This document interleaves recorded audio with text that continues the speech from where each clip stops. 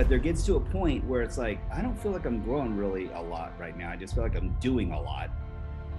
And the contribution part, it's like, I keep giving. And am I really receiving in return? Because you can go ahead and keep checking the boxes and going, I'm doing a whole bunch of stuff. But last time I checked, we're all human beings, not human doings. But when it comes to what's going to fill your heart and what's going to create the meaning behind why we do anything, there's an age-old saying, how we do anything is how we do everything.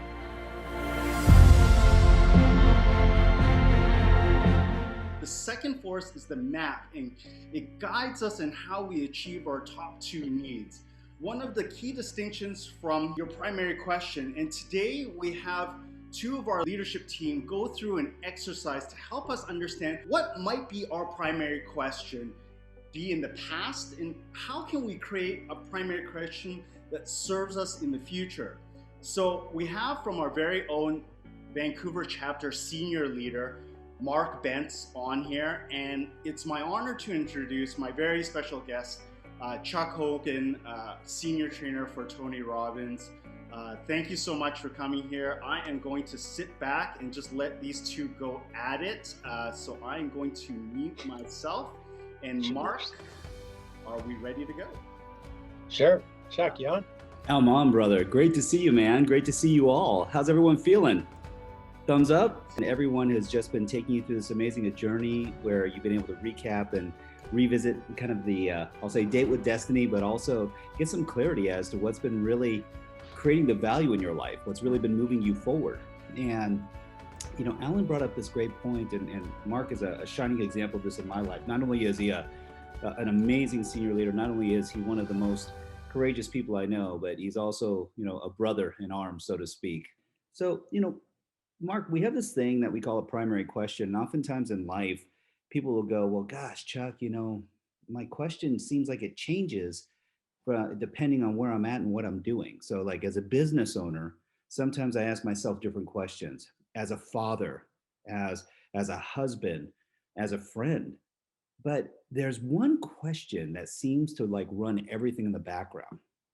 And it's the primary question really deals with what we'll call cross-contextual modalities. That's just a fancy way of saying is that it's the question we ask ourselves most often across all contexts of our life. But here's the funky part. Like if you really go back and think about it when you were young, did you ask yourself that many questions about your identity, or was it more about what you were doing, or how do you get more of the things and stuff that you wanted to have? Well, interesting question, isn't it? Because even as adults, there are some of us still that are asking questions that are about the things and stuff that we wish we had, and we're wondering why we're not getting it. But I would argue, is that a powerful question to ask? Is that a powerful primary question to have? So Mark, I know in the past, because you've gone through this exercise multiple times, can you give an example of what your old primary question might have been in the past? It simply was, how do I make this better? And it didn't matter what it was, anything. It could be gum through to my business, through to my relationship, anything. It's just, how do I make that better? Yeah, and how was that showing up for you? How much, I'll say, fulfillment did you feel like you were having when you were actually making things better? Well, this is the sad reality. And thankfully, I came to the event and realized what was happening is that, one, it was just exhausting. Like, and I was always rewarded for making things better, but boy, I couldn't appreciate that. Well, one, I couldn't appreciate it, right? So I couldn't appreciate the actual experience because I was too focused on making it better. And that, again, was just exhausting. Yeah, that when you have that as a primary driver of that question, it's meeting a lot of those 6 human needs, right? How much certainty do you have that you're fully committed to making things better? Oh, 110. Yeah, I was going to say, scale from 1 to 10, and you're at 110. How much variety do you have? How many ways are there for you to make it better? It's endless. Yeah, and how much significance? How important did you feel as the dude who's making everything better? Great, because I could always make it better. So it always kept feeding it. Yeah, so, and listen, we've only gone through 3 of them, y'all. And if he's at a 5 or higher, that's an addiction. That's literally what it means to be addicted to a behavior.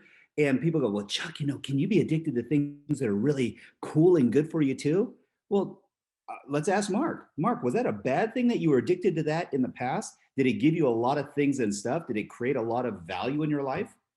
100%. It created so much in my life.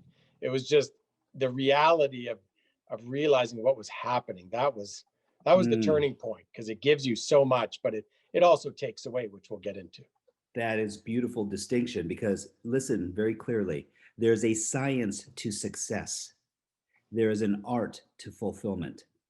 And that is, if you don't take away anything else but this today, this will help you shape your life forever. Understanding this simple concept.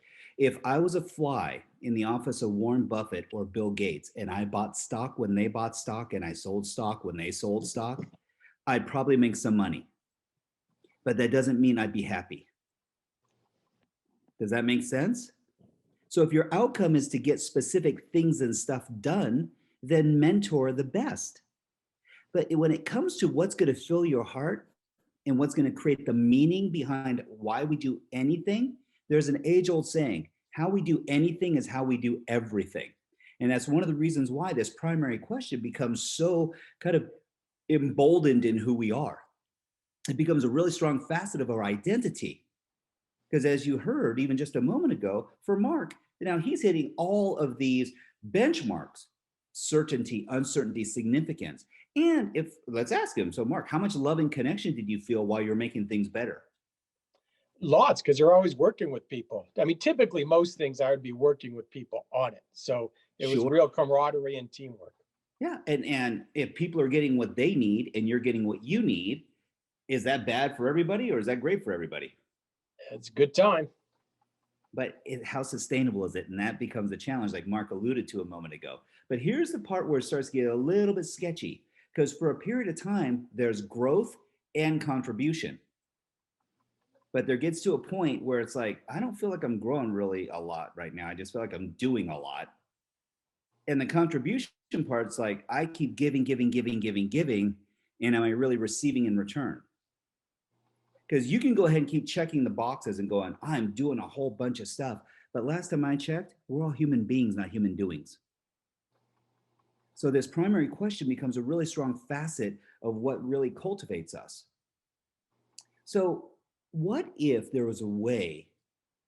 We'll go through the process. So Mark, for you, when you asked yourself this question and you're like going, gosh, okay, what created the shift for you, buddy? What created the shift from being, how can I make this better, to what is your new primary question? The shift was the awareness, like right at that moment. And I remember it was Ben Cairns, senior leader, Yep. and Rob.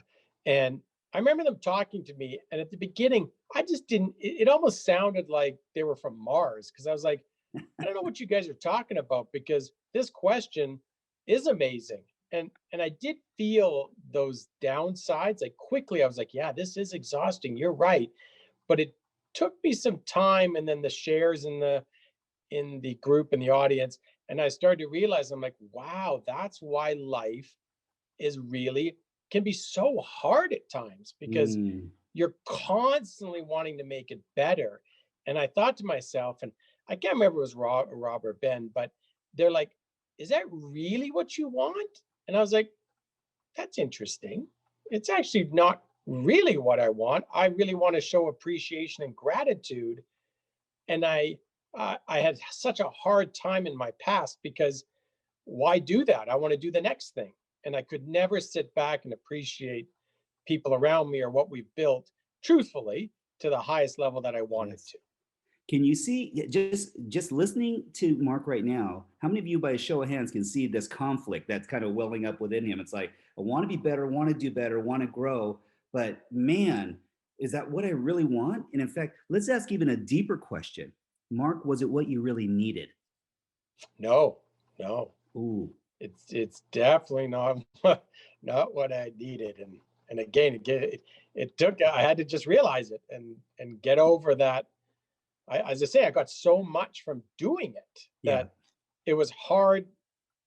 I mean, I guess turn my back on it, or I would say maybe open a door now to another reality.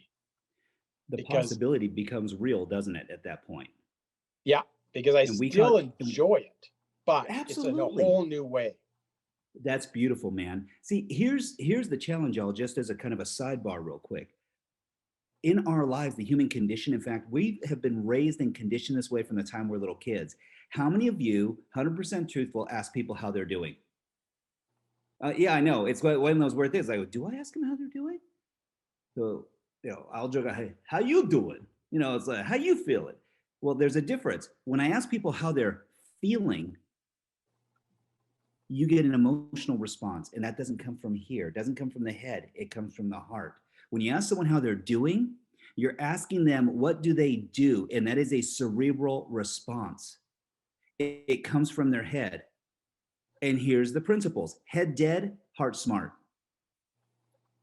Repeat that after me, because I can read lips really well. Head dead, heart smart. It's really important that you understand this concept. And it's not that we don't acknowledge the beauty of our minds, okay? We're not ignoring your cognitive abilities and your cerebral properties. But even Dr. Bruce Lipton, this is his words exactly.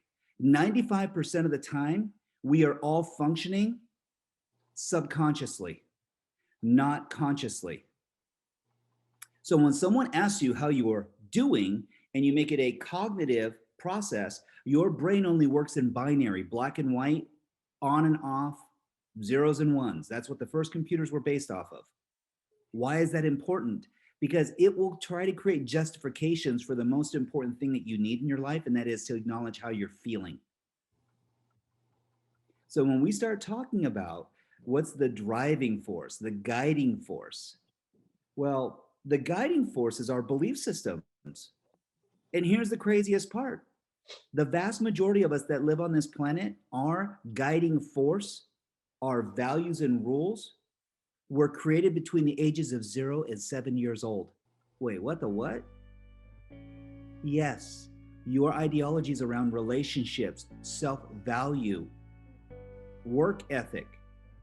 Shut the front door. Me playing with Legos at 5 and 6 years old, like, developed my cognitive ability to, no, it developed your subconscious ability to be able to cope and how you actually get along with people, including yourself. So when you ask people how they're feeling, you actually remove that filter of going in their head and you allow people to go in their heart.